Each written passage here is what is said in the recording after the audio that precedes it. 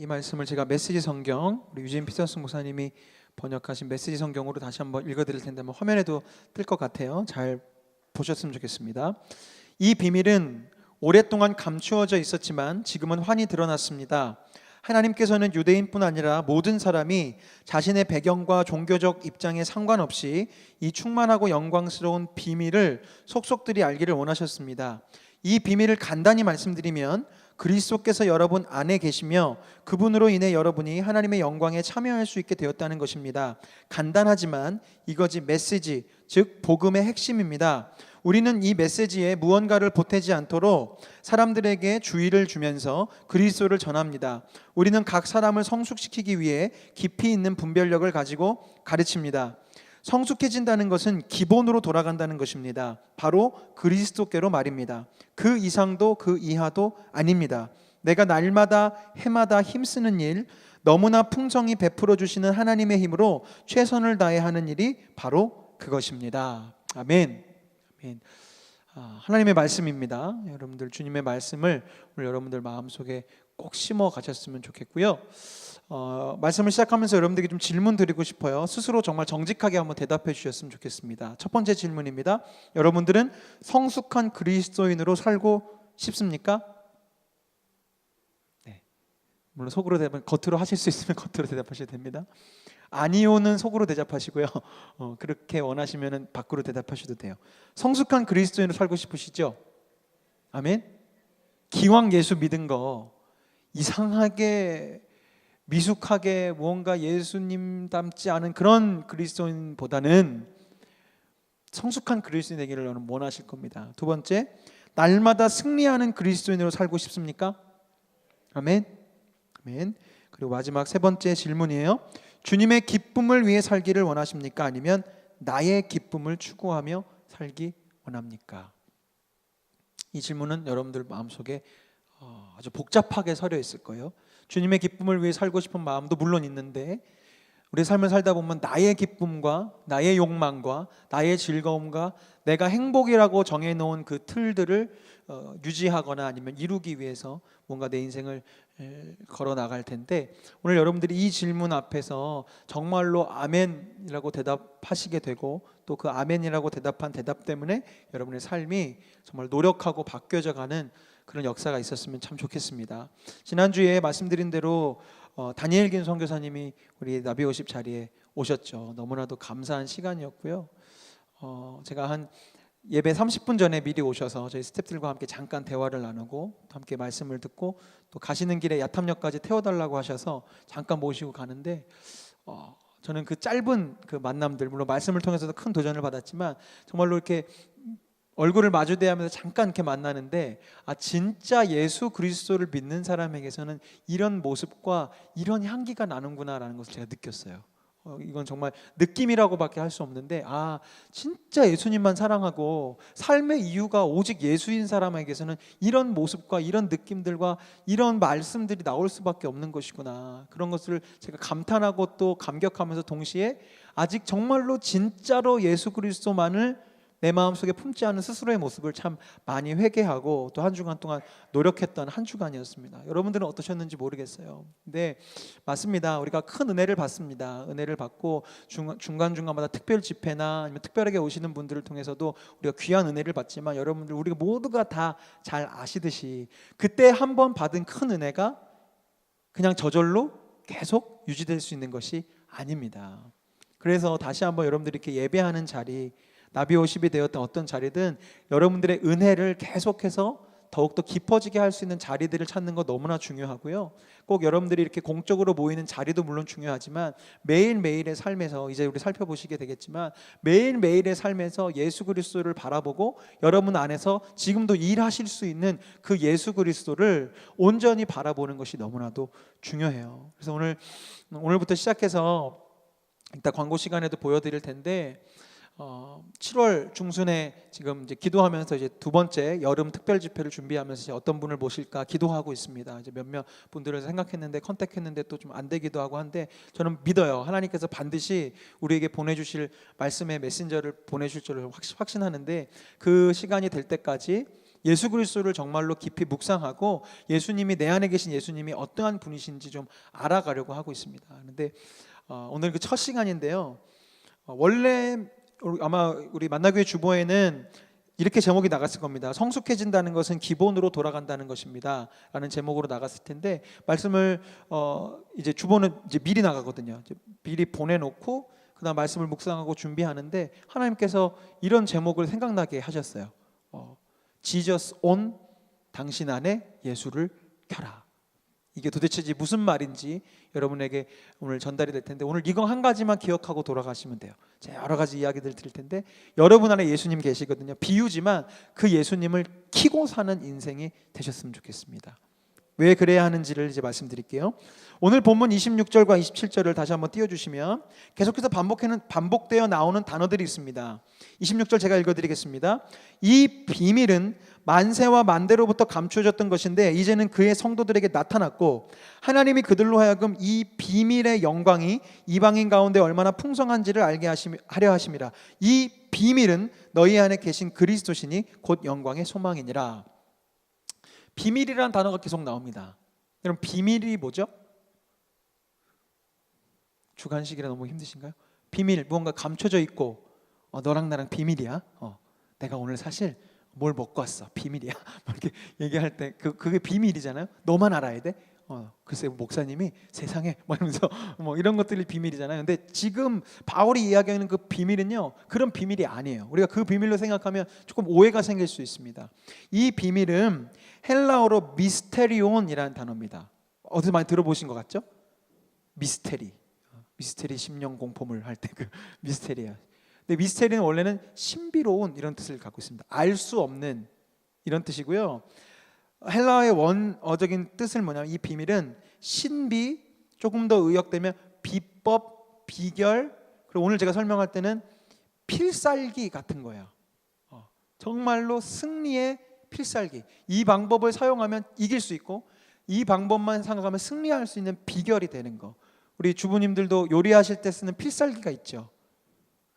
우리 여기 워낙 요리들을 다 잘하셔서 하는데, 요리할 때 필살기가 있어요. 다시다라고 혹시 아세요? 뭐든지 맛이 안 나는데 다시다라는 이 미스테리온을 집어넣으면 모든 음식이 맛있어집니다. 저희 집에서도 다시다는 사용하지 않고 그 비슷한 새로 나온 그런 걸 쓰는데, 어느 날부터인가 집에 음식이 너무너무 맛있어진 거예요. 그래서 당신 음식 실력이 출중해진 것 같아, 막 대단해진 것 같았더니 뭘 하나를 딱 꺼내주면서 이거 넣어서 그래 이렇게 얘기를 해줬는데요. 그런 것들이 비법, 비결 이런 단어예요. 물론 농담처럼 다시다 얘기를 했지만, 무언가 정말로 결정지어주고 끝장내주는 그 무언가가 이 미스테리온, 비밀이라는 단어입니다. 이 생각을 하면서 문득 든 예전 어렸을 때 봤던 만화 영화가 생각이 났어요. 첫 번째 사진 보여주세요. 혹시 이거 아시는 분? 골라이온이라고도 했었고요, 킹라이온이라고도 했었고, 후 세대는 아마 MBC에서 볼트론이라는 제목으로 보신 세대가 있을 겁니다. 이걸 비디오로 빌려보신 세대는 골라이온 내지는 킹라이온으로 보셨고, 이거를 TV로 본 세대는 볼트론이라고 봤을 건데, 우리 어른들은 잘 모르실 수 있겠지만, 아무튼 예전에 제가 어렸을 때, 제가 초등학교 막 들어갈 때쯤, 그 전쯤 80년대 후반에 있었던 만화 비디오였어요.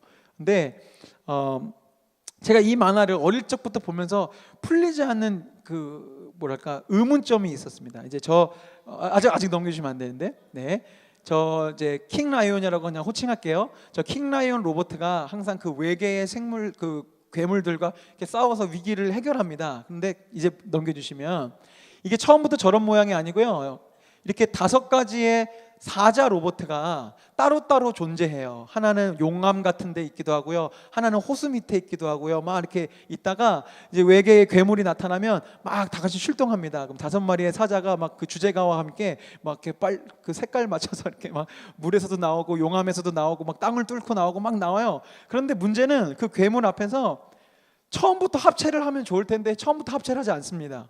일단은 5마리의 사자가 열심히 싸워요. 근데 게임이 될 리가 없죠. 그럼 그때부터 갑자기 두 번째 주제가 테마가 흘러나오면서 이 합체가 시작됩니다. 그러면서 막 이렇게 움직이고 접히고 막 이렇게 하면서 합체가 돼요. 근데 그 어릴 적에도 궁금했어요. 합체하는 시간이 한 1분 30초 정도 되는데 그 사이에 이 괴물은 뭐 하고 있을까? 나 같으면 지금 합체되는 순간 가서 발로 차든지 할 텐데 합체하는 순간만큼 괴물은 가만히 기다리고 있습니다. 기다려줘요. 그럼 합체를 딱 합니다. 근데 합체를 하는데도 가끔은 합체된 상태에서 이렇게 무찌를 수 있는 괴물도 있지만 웬만한 괴물들은 합체된 저 킹라이온에게 무너지지 않아요. 훨씬 더 강력해집니다. 더 세지고요. 막 더 힘차져요.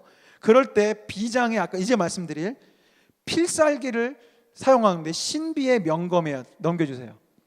딱 보시면 저 어디서부턴가 광선검이 날라와요. 이 킹라이온이 합체한 상황에서도 밀리면 갑자기 하늘을 향해 손을 들면 어디선가 광선검이 쭉 날라와가지고 광선검을 딱 잡습니다. 그리고 그 다음 장면이요. 단 2번 만에 적을 무찌릅니다. 촥촥 하면 끝. 만화 영화 끝. 그날 비디오 끝이에요. 비디오 이렇게 뺍니다. 그럼 이제 비디오까지 갖다 드리고 그 다음 편을 이제 빌려보는 건데 어쨌든 끝이 나요. 그런데요, 조금 커서 생각해 보니까 좀 황당한 거예요. 아예 처음부터, 그죠? 처음부터 합체해서 나온 다음에 처음부터 칼 가지고 처음부터 이렇게 두부 자르듯이 하면 끝나는데 꼭 5마리 나와서 흠심 두들겨 맞다가 안 되겠어 우리 합체하자 그러면 막 합체한 다음에 또 한참 맞다가 안 되겠어 우리 그러면 광선검 해갖고 그렇게 이긴단 말이죠. 물론 그 만화 영화 제작사에서는 주어진 분량을 계속 채워내야 되기 때문에 그런 과정들을 하겠지만 제가 이것을 비유처럼 이렇게 여러분에게 설명드린 이유가 무엇이냐, 그냥 이제 만화 영화가 아니고 정말 실제 상황이라고 한다면 여러분들이 이 킹라이온의 로봇을 조종하는 분이라면 얻어 터지고 계시겠어요? 괴물이 나타났어요. 어떻게 하시겠습니까? 저 모든 것이 다 갖추어져 있다면, 없는 것도 아니고 다 갖추어져 있다면 합체 안 하고 계속 맞고 계시겠어요? 아니죠. 일단 합체부터 하겠죠. 저같이 겁 많은 이런 성격 같은 출동할 때부터 합체해서 갔을 거예요. 따로 가지도 않아요. 처음부터 괴물이 나타났다. 합체해 갑니다. 그리고 뭐부터 들고 갈까요? 광선검부터 들고 가죠. 가자마자 맞기 전에 벌써 다 끝내서 집에 가자 해야 되잖아요. 근데 이 말씀을 제가 왜 드리냐면 이제 설명드릴 우리 그리스도인에게 주신 이 필살기 광선검과도 같은 놀라운 능력과 놀라운 비밀, 비법, 신비의 명검이 바로 예수 그리스도입니다. 근데 우리가 이 바보 같은 킹라이온처럼 그 예수 그리스도께서 나와 함께하고 계시고 그냥 단순히 무슨 상상처럼 예수님 나랑 함께 하셔 이게 아니고 이제 바울이 계속 설명하는데 이 예수 그리스도께서 우리의 비밀이 되어주시고 구원이 되어주시고 능력이 되어주시고 우리로 하여금 하나님의 나라를 일구어 갈 수 있는 힘이 되어주시겠다고 이야기함에도 불구하고 우리는 이 비밀을 사용하지 않는 거예요. 오늘 말씀의 제목의 비유처럼 예수 그리스도는 비법이 내 안에 있음에도 불구하고 끄고 산다는 거죠. 이것을 키고 살아야 우리가 날마다 승리하고 부딪히기도 전에 그냥 광선검으로 원수 마귀들을 두 동강 낼 수 있음에도 불구하고 예수 그리스도 이름을 사용하지 않으니까 맨날 두들겨 맞는 거예요. 예수님 보시기엔 얼마나 미련하고 바보 같은 모습이겠습니까? 검이 없다면 모르겠어요. 합체를 못한다고 하면 얘기할 수 없어요. 그렇게 얘기하지 않겠어요. 그러나 우리에게는 예수 그리스도를 믿는 우리에게는 예수 그리스도를 영접하고 예수님을 나의 삶의 주인으로 정말로 고백한 사람의 우리의 영과 우리의 삶과 우리의 이 모든 것 가운데에는 예수 그리스도는 놀라운 비밀이 숨겨져 있습니다. 그래서 오늘부터 시작되는 우리 8주간의 과정을 통해 여러분 안에 계신 그 예수 그리스도, 그 능력이 무엇인지, 그 예수 그리스도라는 광선검이 우리의 삶에서 도대체 무엇을 할 수 있는 것인지를 나누게 될 텐데 결론은 하나예요. 그 예수 그리스도를 키고 살아야 된다는 겁니다. 근데 이 비밀에 대해서 조금 더 이제 설명을 드리겠습니다. 도대체 우리 안에 계시는 광선검이 되으신 예수님 그 비밀은 도대체 무엇일까? 27절 하반절을 메시지 성경에서 유진 피터슨 목사님 이렇게 풀어서 설명하셔요. 이 비밀을 간단히 말씀드리면 그리스도께서 여러분 안에 계시며 그분으로 인해 여러분이 하나님의 영광에 참여할 수 있게 되었다는 것입니다. 간단하지만 이것이 복음입니다. 우리의 복음, 우리의 필살기, 우리의 비밀이 무엇이냐? 첫 번째는 그리스도께서 우리 안에 내 안에 계시다는 거고요. 두 번째는 그리스도께서 내 안에 계시기 때문에 그리스도께서 내 안에서 일하실 수 있기 때문에 우리가 하나님의 영광에 참여할 수 있게 됐다는 것이 복음의 핵심입니다. 근데 여러분들의 믿음을 내가 정말로 복음을 믿고 있는 것인지, 이 중에 정말 오래전부터 교회 다니신 분들 계실 텐데 여러분들이 정말로 내가 복음을 믿고 있는 것인지 아니면 기독교의 교리나 기독교 강요의 내용의 어떤 일부분을 그냥 지적으로 인정하고 있는 것인지는 이 복음의 핵심의 질문에 여러분들이 양심적으로 대답하시면 알 수 있습니다. 첫 번째 질문 다시 드릴게요. 여러분들은 예수님께서 지금 여러분 안에 살아계심을, 지금 내 삶에서 역사하실 수 있는 분이심을 믿으십니까? 아멘? 믿으십니까? 이게 믿어지지 않는다면 난 아직 예수 그리스도를 안 믿고 있는 것입니다. 내가 머리로 다 믿어져요. 예수님이 날 위해서 십자가에 돌아가시고 부활하신 거 내가 믿어져요. 저는 믿어져요. 저 그 교리 본 적 없지만 그 내용이 저는 인정이 돼요. 지적으로 받아들여져요. 저는 거부감이 없어요. 잘 하셨습니다만 그걸 믿는다고 해서 여러분 복음을 믿는 게 아니에요. 복음이 무엇이냐면 우리 안에 예수 그리스도께서 들어오셨고 내 삶에서 주님이 지금도 일하시고 역사하시고 찬양 가사처럼 광야의 길을 내실 수 있다라고 내가 믿느냐 안 믿느냐, 이것이 내가 복음을 믿느냐 안 믿느냐는 것입니다. 바울이 이야기하잖아요. 복음의 핵심이 뭐냐? 그리스도께서 우리 안에 계시다는 것. 두 번째는 무엇이냐면 이 예수 그리스도의 일하시는 능력으로 말미암아 이제 내 삶을 통해 하나님의 영광이 드러날 수 있음을 믿으십니까? 나아가서 하나님의 영광이 내 삶을 통해 드러나는 것을 진정 원하십니까? 라는 질문 앞에 네, 정말 그렇습니다라고 대답할 수 있어요. 여러분들은 복음을 믿고 복음대로 살고 계시는 거예요. 첫 번째 질문은 어느 정도 여러분들이 의지적으로 믿음으로 하실 수 있어요. 주님이 내 안에 역사하시는 거 내가 믿고요, 내 인생 가운데 주님이 일하셔서 나에게 참 귀하고 복된 일들을 만들어내실 줄로 제가 확신합니다. 근데 두 번째 내용이 더 중요한 겁니다. 그 주님이 내 안에서 일하시고요, 광야의 길을 만드셔서 나로 하여금 잘 먹고 잘 살게가 아니고 나로 하여금 이 땅에서 벤치 타고 다니고 60평짜리 집에 살게 하시는 것이 아니라 뭘 하신다고요? 하나님의 영광을 드러내고 하나님의 나라를 확장할 수 있도록 나를 사용하신다는 것이 복음이라는 거예요. 근데 이게 가치관의 변화가 일어나지 않으면 이게 복음이 아닙니다. 이거만큼 재미없는 게 없어요. 내 인생은 그러려고 태어난 게 아니거든요. 내가 그러려고 예수 믿는 게 아니거든요. 내가 이 땅에 태어난 거 정말 내 이름 석자에 남기고 싶고요, 내가 기왕 이 땅에 태어난 거 내 재능 가지고 돈 많이 벌고 싶고요, 내가 갖고 있는 거 내가 하고 싶은 거 마음껏 하는 인생이 되고 싶어서 예수님 믿었는데요, 그럼 아직 여러분은 예수를 믿는다고 하지만 여전히 세상적인 가치관 속에 사로잡혀 있는 거예요. 근데 강요할 수 없습니다. 이것은 여러분이 기도하셔야 되고요, 정말로 내가 예수, 아까도 우리 첫 찬양했지만 나의 사랑이 더욱 깊어져 갈 수 있도록 간구하시고 기도해야 돼요. 이건 어느 누구도 강요해서 만들 수가 없어요. 하나님의 나라와 영광을 위해 여러분들이 사는 게 행복하세요라고 묻는 질문 앞에 진짜 내가 그것 때문에 행복합니다 라는 대답은 여러분 스스로가 만드는 거예요. 아무리 제가 여러분들에게 하나님의 나라와 영광을 위해 사는 것이 얼마나 복되고 하는 것 구구절절 신학적으로 논리적으로 설명한들 그게 내 안에 정말로 기쁨이 되지 않는다면 아무 소용이 없는 거거든요. 근데 어쨌든 복음이 우리에게 주는 핵심적인 비밀과 능력은 무엇이냐? 주님께서 이 죄 많은 나를 내 안에 예수 그리스도의 능력을 심어주심과 동시에 하나님의 나라와 영광을 위해 나를 쓰시겠다는 거. 근데 그것이 얼마나 귀하고 복된 것인지 여러분들이 하나님을 알아가고 하나님 나라의 그 영원함을 진정으로 깨닫게 되면 이것만큼 기쁘고 감사한 게 없어요. 이것이 복음의 핵심인데 조금 더 이 복음과 구원에 대해서 여러분들에게 좀 설명을 드리고 싶습니다. 구원에는요, 이미 잘 아시는 분도 계시겠지만 두 가지 단계가 있습니다. 여기 글이 한번 뜨는지 모르겠는데, 네, 제가 원하는 그림 느낌은 아니지만 고아처럼 살았어요, 우리가. 그죠? 이 중에 예수님 처음부터 아셨던 분 없잖아요, 그죠? 부모님을 통해서든 교회학교 선생님을 통해서든 아니면 청소년기 때 어떤 수련회를 통해서 아니면 누군가의 전도를 통해서든 예수님을 우리가 알게 되고 하나님께서 나의 영적인 아버지, 나의 인생의 아버지가 되어주신다는 깨닫기 전까지는 우리는 고아처럼 살았습니다. 고아로 살았죠. 우리의 하늘 아버지가 계심에도 불구하고 아버지가 없는 줄 알고 아버지를 아예 생각도 하지 못하고 살아갑니다. 그런데 우리는 복음을 만나고요, 아버지의 사랑을 만나서 하나님의 자녀가 되었습니다. 이것이 구원이죠. 이 단계에서는요, 구원은 이미 이루어진 과거형입니다. 여러분 구원 받으셨지요? 아멘? 아직 하나님의 자녀가 아닌 분 없잖아요. 여러분 하나님의 자녀입니다. 아멘? 아까 말씀드린 질문 앞에 내가 진실로 아멘 하지 못한다고 너무 주눅 드실 필요 없어요. 여러분들이 정말 예수님을 사랑하시기 때문에 적어도 이 자리에 나온 거 제가 알고 있습니다. 네. 예수 그리스도를 사랑하고 하나님 아버지를 인정하기 때문에 이 자리까지 나오셨어요. 여러분 구원 받았습니다.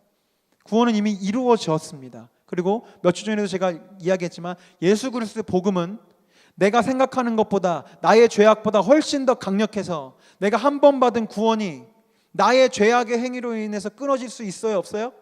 없어요. 이게 복음의 능력입니다. 우리가 오해하면 안 돼요. 착각하면 안 돼요. 예수 그리스도의 복음은 그리스도께서 나를 붙잡으신 거지 내가 내 의지로 예수님을 잡은 게 아니란 말이에요. 물론 나도 예수님을 잡고 하나님을 붙잡지만 우리 하늘 아버지께서 나를 붙잡았기 때문에 하나님이 놓지 않는 이상 내가 아무리 놔도 주님이 나를 붙잡고 있으면 주님과 우리 사이는 떨어지지 않아요. 그게 로마서 8장의 이야기예요. 그리스도 예수 안에는 결코 정죄함이 없고 로마서 8장이 어떻게 끝납니까? 사망이나 생명이나 하늘의 그 어떤 피조물이라도 우리와 그리스도의 사랑을 끊을 수가 없어요. 누구 외에는? 하나님 외에는. 하나님이 끊지 않겠다고 하셨기 때문에 끊어지지 않아요. 우리의 구원을 한번 받았기 때문에 끊어지지 않습니다. 근데 중요한 것은 여기까지만 우리가 복음을 알고 구원을 알고 그동안 우리 만나교회 편에서 지금까지 이제 많은 복음에 대해서 다시 재정립이 되고 성숙한 그리스도인들이 되어가고 제자 훈련이 이렇게 오고 했지만 초기에 교회가 막 부흥할 때는 막 사람들이 많아지고 하니까 복음을 여기까지만 많이 설명했어요. 저도 어렸을 때 들었던 복음은 다 여기까지였어요. 예수 믿고 구원받았고 우린 죽으면 천국 간다. 그냥 이것만 다 믿고 천국 가니까 너무 감사하지. 그러니까 찬양하고 예배하고 봉사하고 헌신하는 거야. 이렇게 저는 배워왔어요. 어렸을 때. 그리고 적어도 제가 어렸을 때 저희 부모님이 이야기하는 복음에 대한 구조는 그랬고요. 근데 성경을 보면 성경이 말하는 복음과 구원은 거기까지만 이야기하지 않습니다. 빌립보서 2장 12절을 여러분들이 한번 읽어주셨으면 좋겠습니다. 시작.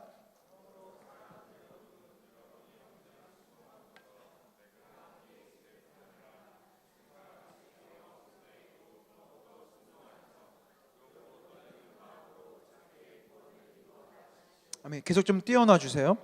두렵고 떨리는 마음으로 무엇을 이루어 나가요? 우리의 구원을 이루어 나가요. 바울은 우리가 예수 그리스도의 공로로 힘입어 하나님의 자녀가 되고 하나님을 무서워하는 영이 아니라 아버지의 영으로 양자의 영으로 아빠 아버지라 부를 수 있게 되었다라고 과거 완료적인 구원을 설명함과 동시에 빌립보서 2장 12절에 그 빌립보 성도들을 향해서 내가 없지만 내가 떨어져 있지만 내가 너희들 눈으로 살펴보면서 그 체크해주지 못하지만 두렵고 떨리는 마음으로 너희의 구원을 어떻게 해요? 이루어 나가라. 여기서 구원은 무슨 형입니까? 시제가? 현재 진행형이에요. 그럼 이제 헷갈리기 시작합니다. 목사님 방금 전에 우리가 한번 구원받은 것은 그 흐트러지지 않고 흔들리지 않다고 했는데 지금 바울은 또 구원을 이루어 가라고 얘기한다면 도대체 뭐가 맞는 겁니까? 잘 아셔야 돼요. 아까도 말씀드렸죠. 구원이라는 거, 복음이라는 거 두 가지 포인트가 있어요. 첫 번째는 예수 그리스도께서 내 안에 오셨다는 거. 이게 또 다른 설명에서는 우리가 하나님의 자녀가 되었다는 거. 이거는 한 번 임하면 변치 않습니다. 바뀌지 않아요. 근데 두 번째 복음의 핵심이 바로 이루어 나가는 구원이라는 겁니다. 내 안에 예수 그리스도 오셨고요. 내가 이제 하나님의 자녀가 되었습니다. 이것은 이미 이루어진 일이에요. 근데 이 일 가운데서 예수 그리스도께서 내 안에 역사하시고 오늘 우리가 제목처럼 다시 자꾸 설명드리지만 내 삶에서 예수 그리스도께서 켜진 상태로 있으면 나는 하나님의 영광과 하나님의 나라와 하나님이 태초부터 나를 향해 계획 가지고 빚으셨던 그 모양대로 그 아름다운 계획대로 살아갈 수 있는 그 길들이 열려지는 거예요. 그게 이루어져 가는 구원입니다. 잘 보십시오. 이게 무슨 말인지 설명드리겠습니다. 고아였을 때요. 여러분들 이 중에서 혹시 제가 몰라서 혹시 상처가 되실 수 있기 때문에 미리 양해를 구합니다. 근데 일반적으로는 것을 설명드린 거예요. 일반적으로 고아들이 또 그 옛날 고아들이 할 수 있었던 일들은 무엇이 있나요? 보통은 앵벌이 같은 걸 하죠. 지금은 보육시설들이 많이 좋아져서 그렇지 않지만 예전 전쟁 고아들이나 갑자기 부모를 잃은 그 많은 예전의 고아들 우리 어른들 기억하실 텐데 뭘 합니까? 부모가 없고 챙겨주고 그의 미래와 인생을 설계해줄 사람이 없기 때문에 앵벌이를 해요. 누군가 그 고아를 거두어들인 사람의 자기의 목적을 이루기 위해서 그 고아들을 자신의 생계의 도구로 밖에 내몰아서 돈을 벌어오게 하든지 뭘 주워오게 하든지 그렇게 하면서 살아갑니다. 영적인 의미에서 봤을 때 우리가 고아처럼 살 땐 제 아무리 우리가 번지르한 차를 타고 다닌다 할지라도 하나님 아버지가 보시기에 우리는 앵벌이 하면서 살아가는 이 세상의 도구가 되고 공중권세 잡은 사단이라는 거짓된 아비의 노름에 놀아나고 있는 그런 불쌍한 자녀들처럼 보여요. 제 예를 한번 들어드리고 싶네요. 제가 어렸을 때요, 저희 교회는 신촌 쪽에 있었습니다. 신촌. 혹시 신촌에 금화터널이라고 아시는지 모르겠지만 금화터널 바로 건너면 대신교회라고 있었어요. 거기 저희 외할아버지가 장로님이셨고 제가 거기서 이제 태어나고 거기서 유아 세례도 받고 이제 자라난 교회였는데, 거기 이제 금화터널만 싹 건너오면 바로 광화문이 나오고 조그만 명동이 나옵니다. 근데 저희 어머니께서, 제가 어렸을 때 저희들은 집은 부천에 살았거든요. 근데 그 당시 80년대 부천에는요 괜찮은 백화점이 없었어요. 그러니까 어머님께서는 늘 주일은 명동 롯데백화점을 갈 수 있는 날이에요. 그때 뭐 차도 없고 뭐 이렇게 하니까 교회 온 김에 예배 다 드리고 성가대 연습 마치시고 금화터널 하나 넘어가면 거기에는 명동이 있어요. 제가 어린 기억에도 참 주일마다 명동을 참 많이 갔습니다. 뭐 롯데백화점도 가고 신세계도 가고 뭐 어릴 적 기억이 막 생생한데, 제 기억에도 제가 4살 때 롯데백화점에서 이렇게 있었는데요. 제가 4살인데 참 믿음도 대단하시죠. 지금 저희 아들이 5살인데 그런 행동은 저는 못 하겠거든요. 근데 저희 부모님 지금도 기억나요. 장난감 코너에 저를 놔두시고요.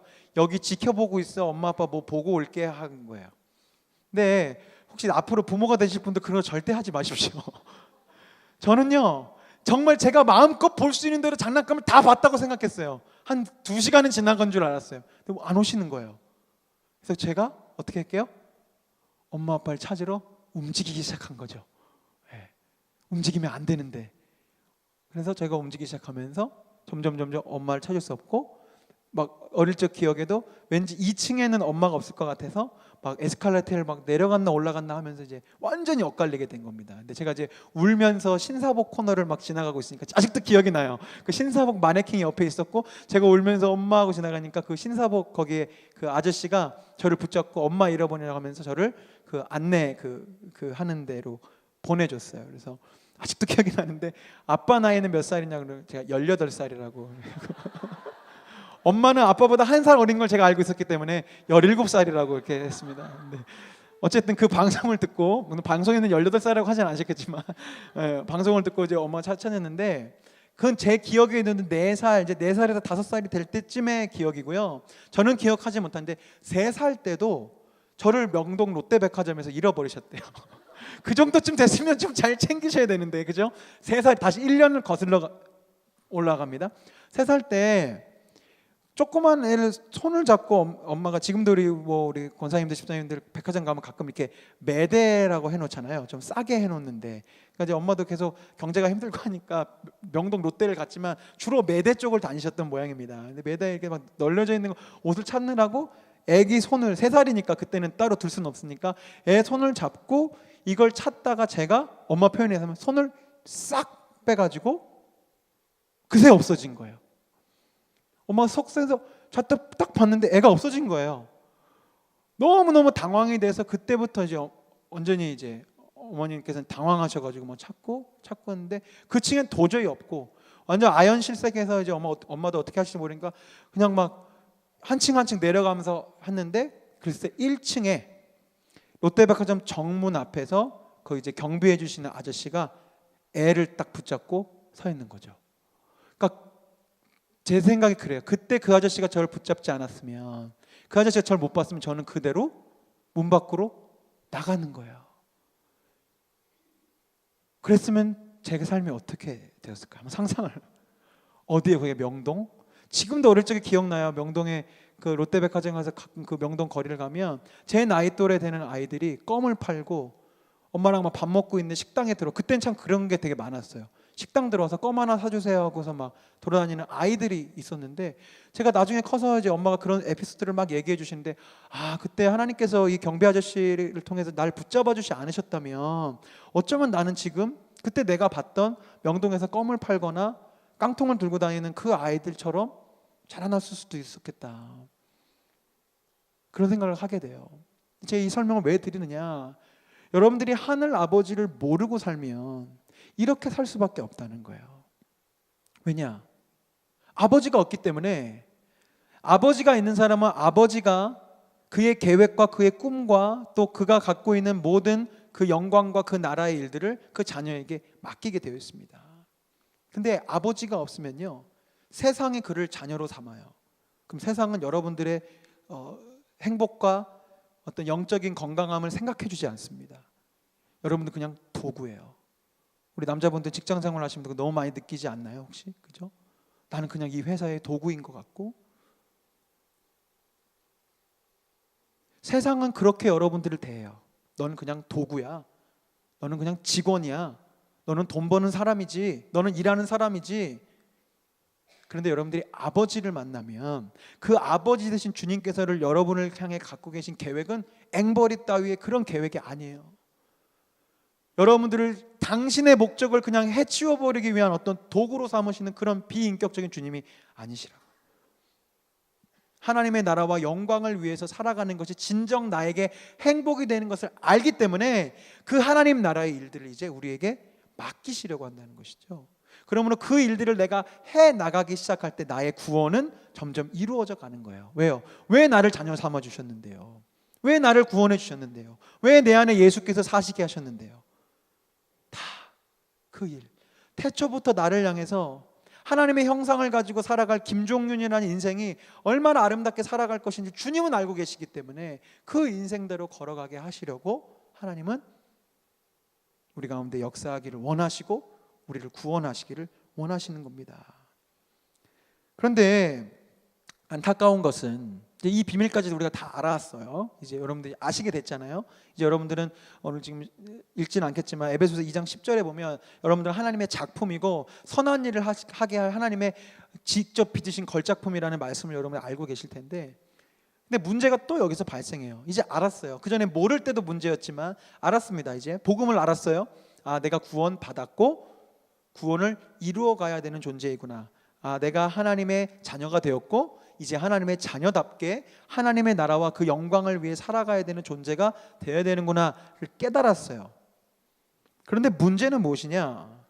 아무리 생각으로 다짐으로 내가 그런 존재가 되었다고 인정하고 아무리 외쳐도 이게 자동적으로 안 된다는 것입니다. 그래요, 하나님, 내가 이제 하나님의 자녀가 되었고 주님의 나라와 영광을 위해 살겠습니다 하면 이게 뭔가 이게 되어져야 될 것 같은데 이게 자동적으로 단번에 되질 않아요. 그래서 많은 그리스도인들이 예수 그리스도를 영접하고 처음 얼마 동안은 그 감격과 뜨거움으로 인해서 믿음을 잘 지켜나가는가 싶습니다. 지난주처럼 이렇게 귀중한 메신저들이 오셔서 말씀을 선포하면 막 뜨겁고 불 받고 막 능력 받고 뭔가 내 삶에 막 다짐이 생겨서 막 그렇게 살 수 있을 것 같은데, 조금만 지나고 나면 그렇게 살아가지 못하는 스스로에게 실망하기 시작하고요, 또 그렇게 인도해 주시지 않는 것 같은 하나님께 실망하게 됩니다. 그러니까 좌절하고요, 낙심하고 절망합니다. 그리고 결국은 그런 시간을 계속 겪다 보면 이런 설교를 듣고 있는 이 시간에도 불구하고 자기 마음에 무슨 마음이 딱 들어오면 포기해요. 그거는 잘 안 되는 거야.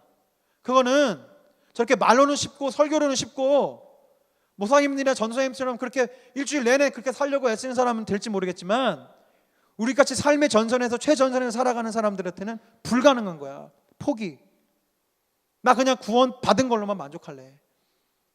그것도 뭐 구원인데 뭐 어떻게든 뭐 천국 간다며 라는 생각으로 우리가 다시 살아가요. 그런데 문제는 무엇이냐? 말씀드렸잖아요. 그렇게 우리가 하나님의 사명 자녀로서의 나에게 허락하신 하나님의 아름다운 비전을 포기해버리면요, 우린 다시 고아처럼 살아갈 수밖에 없어요. 다시 세상의 앵벌이가 됩니다. 세상의 도구가 됩니다. 그저 먹고 사는 일들로 일평생 소진하다가 그렇게 하다 주님 앞에 서는 거예요. 그러나 여러분, 구원은요 이루어가는 것입니다. 다시 말씀드리지만 이루어가는 것이에요. 두렵고 떨리는 마음으로 조금씩 이루어가는 거예요. 성경 어디에도 구원이 단 한 번에 예수 그리스도께로 자라난다고 설명된 것 없습니다. 이루어가라는 거예요. 그리스도 안에서 자라나라는 거예요. 성숙하여져 가라는 것입니다. 아까도 복음이라는 거 말씀드렸잖아요. 고아처럼 살던 우리가 하나님 아버지를 만나서 하나님의 자녀가 되었어요. 예전에도 제가 한번 나비오십에서 설교하면서 비유했는데, 여러분들 이것은요 구조적으로 입양하는 것과 똑같습니다. 제가 그래서 미군 부대 얘기를 했었어요. 미군들 가운데서 몇몇 분들이 이렇게 동두천에 있는 고아원에 있는 고아들을 입양해서 그렇게 하신다는 얘기를 제가 들었었습니다. 그럼 상상해 보자고요. 우리 양준 형제가 동두천 고아원에 있는 고아였어요. 네. 왜요? 뭐 그럴 수도 있죠. 네. 자, 이제 미국인이에요 제가. 미국은 제가 한 중령쯤 돼요. 봤더니 귀엽게는 생겼는데 영 불쌍해가지고 우리 양준이라는 어린아이를 저희 집에 입양을 했습니다. 그래서 이제 제가 다시 동두천에서 사역하다 이제 군복무를 하다가 미국으로 가게 됐어요. 자, 그럼 이제 양준은 어떻게 해요? 따라가야죠. 아버지가 가는데 이제 아버지가 됐으니까 가죠. 근데 여러분, 단 한 번에 양준이라는 이 동두천 어린이가 미국 사람이 될 수 있을까요? 존재적으로 미국 사람이 됐어요. 입양하는 순간 얘는 이제 코리안 국적이 아니고 미국 국적이 되었어요. 미국 사람이 되었어요. 아빠가 미국인이니까 아무 문제 없이 미국을 들어가요. 미국 사람이죠. 이게 동시에 되죠. 이게 지금 우리 구원받은 상태라는 거예요. 하나님의 자녀인데 또 뿐만 아닌 것 같고, 구원받은 것 같은데 또 아닌 것 같고, 이게 입양된 우리 상태입니다. 양준이 이 어린이가 시간이 걸려야 미국 사람이 진짜 되는 거예요. 국적은 이미 끝났어요. 과거형으로 결정됐어요. 무슨 일이 있든 미국 사람이에요. 미국 시민권이 있고, 미국에서 대학을 다닐 수 있고, 일을 할 수 있고, 아무 문제 없이 미국 어디든 여행할 수 있는 미국의 시민권을 가졌어요. 그러나 미국 사람답게 또 그 아버지의 집에서 이 중령 아버지의 뜻과 계획에 따라 자라나는 것에는 시간이 필요하고, 과정이 필요하고, 성숙이 필요하고, 교육이 필요하고, 눈물도 필요하고, 훈련도 필요하고, 넘어짐도 있고, 집에 다시 돌아가고 싶은 그런 마음들도 있고, 그 모든 과정들을 거치고 때가 되면 자기도 모르는 사이에 진짜 미국 사람이 되어 있는 거예요. 마찬가지입니다. 우리가 구원받고 천국 시민이 된다는 것은 존재적으로는 이미 우리 천국 시민이 다 되셨어요. 그러나 성숙의 과정을 거쳐야 진짜 이 땅 가운데서 또 저 천국에서도 천국 시민답게 살 수가 있는 겁니다. 근데요, 이제 점점 이제 마지막 결론으로 다가갑니다. 이제 지금 제가 하는 논리적인 구조가 이해되시죠? 복음이라는 것, 비밀, 그 필살기를 아셨는데 그것이 그리스도께서 내 안에 계시는 것이고, 그 내 안에 계신 예수님을 말미암아 내가 하나님께 영광을 돌리는 삶을 살아가는 것이다. 그리고 구원은 같은 개념에서 받은 것이 있고 이루어가는 것이다. 근데 이것이 단번에 되지가 않는다. 과정이 필요하다. 이렇게 얘기를 말씀을 드렸는데, 그럼 이제 성숙해진다는 것이 무엇인지를 마지막으로 말씀을 드리고 마무리할게요. 메시지 성경의 오늘 본문에 원래 제목으로 잡았던 구절이 있습니다. 한번 같이 읽어볼까요? 시작. 성숙해진다는 것은 기본으로 돌아간다는 것입니다. 바로 그리스도께로 말입니다. 그 이상도 그 이하도 아닙니다. 이 표현은 우리 개역 개정에는 없습니다. 유진 피터슨 목사님이 메시지라는 성경을 본인 안에 교회 300명 되는 그 그리스도 왕 장로교회인가 아무튼 뭐 그런 교회를 담임하시면서 오랜 기간 동안 집필하셨는데요. 실제로 성경 공부를 하시면서 번역하고 같이 고민했던 흔적들이 메시지 성경으로 출판이 되었다고 제가 그렇게 들었어요. 아마 그 당시에 이 골로새서 본문을 공부하면서 목사님께서 그렇게 묵상하신 것 같아요. 성숙해진다는 것은 기본으로 돌아가는 것이다. 바로 기본 되어 주시고 비밀 되어 주시는 예수 그리스도께로 돌아가는 것이, 그것 자체가 성숙이다. 제가 이것을 깊이 묵상하면서 어떻게 생각했냐면요, 성숙에도요 두 가지 차원의 성숙에 대한 이해가 우리 가운데 있더라고요. 제 안에 있더라고요. 하나는 무엇이냐면 인본주의적이고 이 세상에서 배웠던 개념으로서의 성숙이었습니다. 그런 문화 속에서 자라난 제에게 늘 성숙한 그리스도인이 되어야 한다는 것에는 이런 이미지였어요. 김종윤은 열심히 노력해야 된다. 열심히 기도하고 열심히 성경 읽고 열심히 공부하고 열심히 신학하고 열심히 봉사하고 열심히 노력하고 애쓰다 보면 나는 성숙된 그리스도인이 될 거야. 제가 칠판이 있었으면 그림을 그렸을 텐데 그런 거에 이건 아직 띄워주지 마시고요. 어떤 거냐면 나는 여기 있어요. 나는 여기 있는데 예수님은 저 높이 계시는 겁니다. 나는 끊임없이 노력하고 애쓰고 가면서 예수님 닮아가려고 성숙하려고 애쓰는 거예요. 지금도 제가 성숙에 대한 이야기를 할 때 이렇게 생각하시는 분이 많으셨을 겁니다. 근데 문제는 뭐가 있어요? 이렇게 예수님 닮아가려고 애쓰고 성경도 막 보는데 죄를 져야 안 져요? 안 지면 참 좋겠는데 우리의 의지가 그렇지 못하단 말이에요. 죄를 지어요. 예수님 닮아가려고 막 애쓰는데 어느 누군가를 엄청 미워하면서 막 욕을 퍼대요. 그럼 내 느낌이 어떻게 됐을까요? 다시 원점으로 내려간 것 같아요. 예수님을 위해서 막 열심히 살려고 하는데 내 가운데 음란한 마음이 들어가고 막 음란한 행동들을 했어요. 그럼 또 내 마음이 어떻게 돼요? 다시 예수님 처음 믿었던 죄인의 상태로 다시 떨어진 것 같고, 매번 그 상태를 반복하다 보니까 아까처럼 어떤 상황이 되냐면 예수님 닮아가는 거 포기, 성숙한 그리스도인 되는 거 포기. 나 같은 사람 못한다.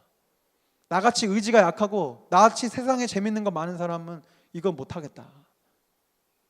그럼 이제 그런 류의 설교가 나오고 그런 메시지들이 나오면 이미 귀를 닫아버리는 거죠. 저거 다 해봤는데 안 돼.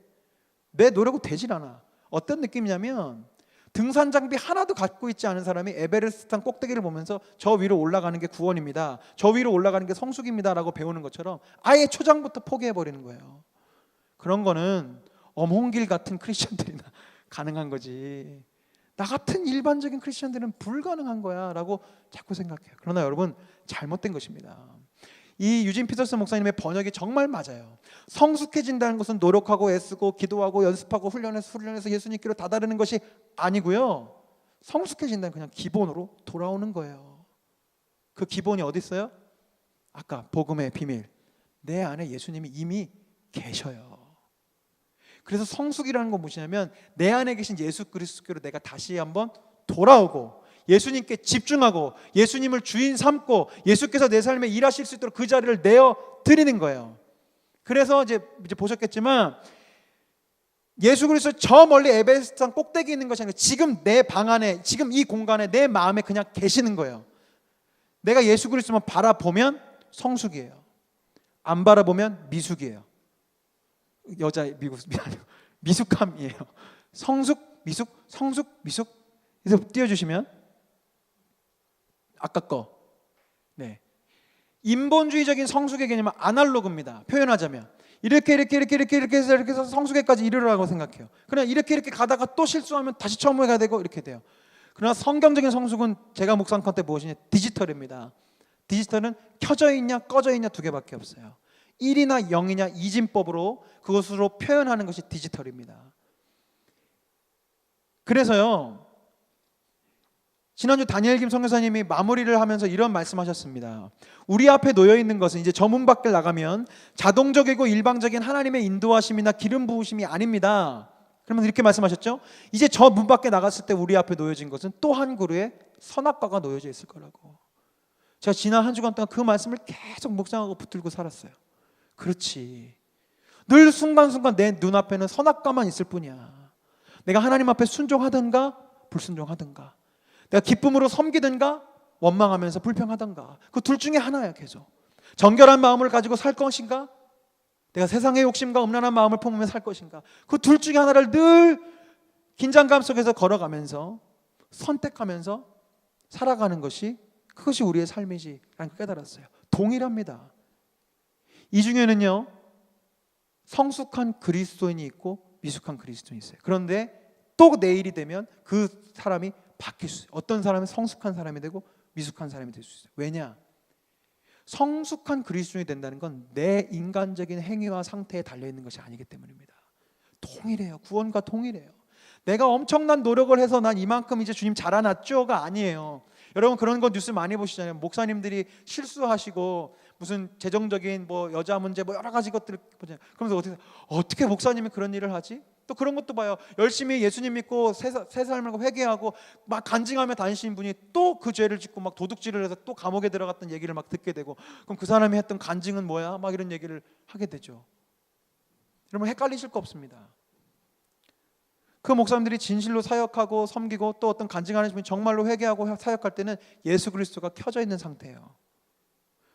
그분은, 그 목사님은 저를 포함해서 우리 모두는 그냥 다 죄인입니다. 예수님이 꺼져 있으면. 그러나 예수님이 켜 있고 예수님이 켜 있는 상태에서 상대방을 만나고 예수님이 켜 있는 상태에서 사역을 하고 예수님이 켜져 있는 상태에서 내가 하나님이 감당하신 일을 감당하고 있기 때문에 내 삶을 통해서 생명이 나타나는 것이지, 예수 그리스도께서 꺼져 있으면 그냥 나는 자연인인 그냥 그 상태예요. 아시겠죠? 그렇기 때문에 여러분, 날마다 여러분들이 생각하실 것은 이겁니다. 내가 내 눈앞에 펼쳐진 선악과 앞에서 순종할 것이냐 불순종할 것이냐, 예수를 생각하며 행동할 것이냐 아니면 예수를 꺼버리고 행동할 것이냐. 예수 그리스도를 인식하고 생각하면서 예수님이 나 지금 지켜보고 계시지라고 생각하면서 하루를 살 것이냐, 아니면 예수님은 신경도 쓰지 않고 예수님이 함께 하신다는 건 머리로만 알지 정말로 예수님이 함께 하신다면 도대체 해서는 안 될 행동들을 막 일삼으면서, 정리하자면 순종하면 1이고 불순종하면 0이에요. 제가 지난주 다니엘 김 선교사님 말씀에 너무 큰 도전을 받아서 그 다음날 바로 목사님이 쓰신 책 2권을 구입해서 읽고 있습니다. 그 초반부에 목사님의 어렸을 적의 간증이 막 나오더라고요. 10살 때 일본으로 건너가셨대요. 10살 때 아버지가 계셨던 일본으로 건너갔는데 17개국의 학생들이 모여서 영어로 공부하는 후쿠오카 국제학교에 입학했습니다. 생각해보세요. 10살짜리 한국에서 그냥 살던 꼬마가 갑자기 국제학교를 갔어요. 영어로 수업하는. 일단 뭐가 안 될까요? 영어가 안 되죠. 한국에서 그냥 한국 초등학교 10년 다녔으니까 영어도 못합니다. 근데 또 사는 데는 어디예요? 일본이잖아요. 일본어도 못해요. 근데 한국어도 잘 못해. 한국도 10살짜리 한국어니까. 그래서 학창시절 내내 학교에서는요 체육 빼고는 늘 꼴찌였대요. 체육은 말 안 해도 되니까. 말도 제대로 못하는 바보 멍청이란 놀림을 매일매일 학교 가면 받으셨대요. 그래서 학교 다녀오면 입버릇처럼 하던 말이 있대요. 에휴, 또 하루가 지나갔네. 그 어린 아이의 마음에도 그 하루가 너무나 지옥과도 같이 힘들었던 거예요. 학교 가는 것 자체가 공포죠. 수업 시간에 뭘 알아듣는 게 있나, 옆에 있는 친구들이랑 일본어를 할 수 있는 것도 아니고 영어를 할 수 있는 것도 아니고 너무너무 괴로우니까 학교만 돌아오면 그냥 또 하루가 지나갔네, 또 하루가 지나갔네. 그러나 어느 날 보니까 책을 읽으니까 어머님이 참 믿음이 좋으시더라고요. 어머니께서 호통을 치시면서 말씀하셨대요. 아들아, 하루는 지나가는 게 아니야. 잘 살든 못 살든 그 하루는 하나님 앞에서 쌓이는 거란다. 이 다니엘 김 목사님이 어렸을 때 이 말씀을, 이 어머님의 말씀을 정말로 깊이 깨닫고 그날 이후로는 또 하루가 지나갔네 라는 말 하지 않으셨다고요. 아멘이시죠? 하나님 앞에서 여러분의 하루하루는요, 여러분의 순종과 불순종은 그냥 지나가는 게 아니에요. 그것은 그대로 쌓여요. 그래서 여러분들은 선택하셔야 돼요. 우리 하루의 삶은 그냥 지나가는 것이 아니라 하나하나 쌓여가고 있어요. 순종이라는 1이 쌓여가는 인생이 될 것이냐, 불순종이라는 0이 쌓여져가는 인생이 될 것이냐, 그 선택은 누구도 대신해 줄 수 없어요. 제가 아무리 이렇게 오랜 시간 여러분께 말씀을 나눠도 그 선택은 여러분이 할 수밖에 없고요, 말씀을 나누는 저도 저 문 밖에 나가면 1의 순종을 할 것이냐, 0의 무능하고 아무 의미 없는 인생을 살 것이냐는 제 선택이에요. 그런데 지난주 목사님도 말씀해 주셨지만 순종의 1이 쌓여가는 인생은 반드시 3년, 5년, 10년이 지나면 예수 안에서 엄청나게 성숙하고 성장한 인생이 되어 있습니다. 1이 반복되어져 있기 때문에, 순종이 반복되어져 있기 때문에 순종이 그냥 내 삶의 일부가 되어져요. 물론 그래도 또 불순종할 수 있는 불완전한 존재이지만, 예컨대 큐티라는 것을 작은 순종의 역할로 하나 보자면, 처음 큐티하는 것이 힘들지만 그 큐티라는 일이 매일매일 쌓여져 가면 어느 시점이 지나면 큐티는 힘들이지 않고도 할 수 있는 순종이 되어져 있습니다. 그러니까 그만큼 저는 성장해 있는 거죠. 그렇게 성숙하고 성장한 인생이 되면요, 그가 움직이고 그가 행동하는 지극히 작은 일들을 통해서도 하나님의 영광이 나타나요. 왜요? 그게 우리에게 주신 필살기거든요. 내 안에 예수께서 역사하시고 순종할 때 역사하시는데, 그러면 하나님의 영광이 나타나는 것이거든요. 그런데 불순종의 0이 쌓여간 인생은요, 처음에는 별 차이 없습니다. 별 문제 없습니다. 지난주 목사님도 말씀하셨지만, 내가 뭐 범죄하고 뭐 했다고 해서 갑자기 뭐 하늘에서 벼락이 떨어지거나 내가 뭐 되는 일이 안 되거나 그렇지 않아요. 근데 진정한 형벌이 다가옵니다. 어떤 형벌이냐면, 그렇게 불순종이 3년, 5년, 10년이 지나면 나이만 많아졌지 여전히 아무런 힘도 능력도 발휘하지 못하는 그저 어린아이 같은 신앙인으로 하나님 앞에서는 전혀 쓸모없는 일들만 하고 사는 무의미한 인생을 살다 보고, 본인 스스로도 그렇게 살다가 나이가 어느 정도 차면 내 인생이 왜 이렇게 되어 있지? 난 도대체 지금 뭘 하면서 살았던 것이지? 그런 인생이 되어져 있는 스스로를 발견하게 될 것입니다. 우리 예배팀 나와주세요. 사랑하는 여러분 앞에 수많은 삶의 문제들과 원수의 유혹들과 공격들이 있습니다. 아까 처음 보여드렸던 만화 영화처럼 다른 방법으로 이길 수가 없어요. 여러분들의 능력으로는 감당할 수가 없어요. 오직 예수 그리스도의 이름으로 감당합니다. 그리고 여러분, 순종도요 내 힘으로 하는 게 아니에요. 가만 보면 나는 그냥 내 안에 계신 예수 그리스도를 바라보고 내 안에 계신 예수 그리스도를 키는 것뿐이에요. 이 작은 행동들을 다 하지 못해서 우리가 무너져요.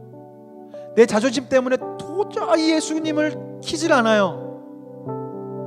내 경험 때문에 예수님을 키지 않아요.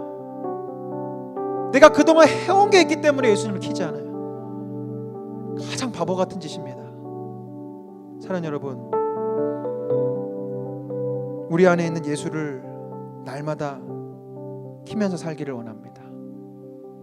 이제 여러분의 삶에, 적어도 우리 나비에 오신 여러분들은 이것이 여러분의 삶의 몇 주간 모토가 되셨습니다. 늘 기억해 주셨습니다. Jesus on. 내 삶에 예수가 켜 있는지, 내 마음속에 예수님이 켜져서 역사하고 계시는지 자꾸 한번 점검해 보세요. 어렵지 않잖아요.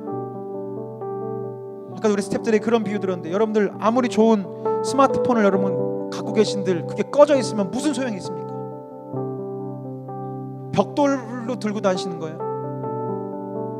그 스마트폰을 여러분 뭘 하려면 켜져 있기 때문이잖아요. 마찬가지예요. 여러분 안에 계신 예수 그리스도의 그 복음과 비밀의 그 놀라운 능력을 키셔야 그 능력으로 여러분의 삶이 아름다워지고 놀라워질 수 있는 거예요. 부디 부탁드립니다. 우리 예수님을 바라봤으면 좋겠어요. 예수님을 생각했으면 좋겠고요. 그렇게 이 땅 가운데서 하나님이라는 버튼을 늘 켜고 사셨던 예수 그리스도를 따라가고 닮아가는 우리가 되기를 원합니다. 우리 찬양 하나 하고 같이 하고 기도하고 싶습니다.